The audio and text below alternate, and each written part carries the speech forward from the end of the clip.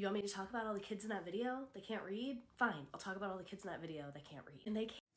My name is JD. I'm an instructional technology specialist at a middle school campus. I've been there for over 9 years now, and we've been working in my district for over 12 years. I started in the special education department as a sign language specialist, and I was a behavioral intervention specialist for 4 years and have been doing IT for the past 5. And coming from a background, I have albinism, I am indigenous, I have a visual impairment, so I'm a former IEP student, I have a disability. Coming from a particular background, right, with all of my identities, I am very straightforward and upfront with our students. I have fostered an environment, my office, even though I'm the site tech, I also coach athletics. So many students get to know who I am. They always pop into my office just to say hi on a regular basis. And when it comes to the reality of the lack of literacy skills within our students today, again, on my campus, we have 11, 12, 13-year-olds. By that age, I was reading John Grisham, right? And in my junior high library. It's so frustrating when you come from a similar community background as the demographics of the students that you work with. And this is also an issue with culture. And a lot of people don't like it. A lot of people will shy away from it. But this is also why I am overly critical of these white educators coming into Title I school districts or Title I campuses, large, huge populations of minority demographics, people of color demographics, reservation demographics, right? And I am always skeptical of a white educator who comes into these communities for the sake of their career, right? And there's this whole narrative, oh, I care about these kids, I want to educate these kids, yet they only last a year or two. Bye, gone, you know? Where is your investment in these communities? And so the kids love me because I keep it real with them. I am honest with them. I am brutally honest with them.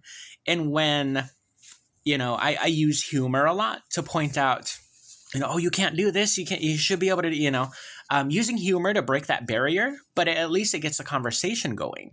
When I have students in my classroom and I know they're struggling with reading a word, I get on them and you need to read.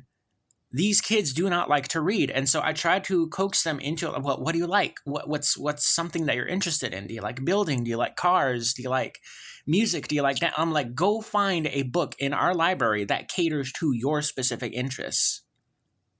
And I always tell them, I'm a big history nerd. I love reading about history.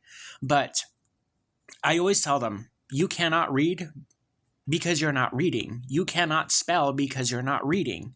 You don't know this vocabulary word because you're not reading. And I always challenge them on a daily basis. I'm always using elaborate words around them. And, I know they don't know what that means. That's why I'm using it with them. I also have a mother who is an educator on a reservation school, not from our tribe, but she teaches in a reservation community. And for years, I have done presentations in her classroom. I remember one particular year, this was before COVID, but I was giving a presentation, again, using very elaborate words, larger vocabulary words. And at the end of my presentation, their teacher, a 5th, 6th grade teacher, 7th grade teacher, can't remember exactly what age, but it was in that age range, comes up to me and literally says in my face, they don't understand the words you're using. And then just ends it right there, right? The conversation, what I wanted to tell this educator, so-called educator, is that, well, that doesn't mean that they can't hear these words and then not ask what they mean, right? The Native community in particular, we are so used to catering to where our level is at, right? Like, bring it down, Why are we always having to do that? Why aren't we asking people to raise the bar on the level of expectations of what they should be able to comprehend? And considering the history of education, particularly within my community, as Native people, education was also a form of assimilation.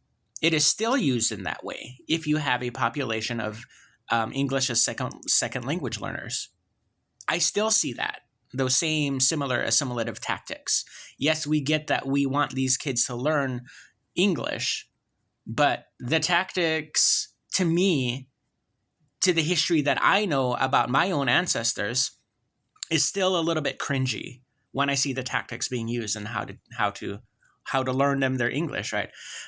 Additionally, going back to the history of education for people of color, the goal was always not to educate, but to reform.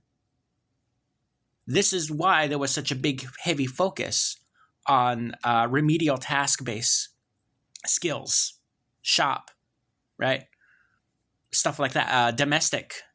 You had home economics, cooking, woodworking, building things, farming. All of that was catered more to our communities than reading and writing and arithmetic. So you have to look into the history of education concerning our communities. We still very much pass down the oral history of our ancestors and how they were treated in educational institutions.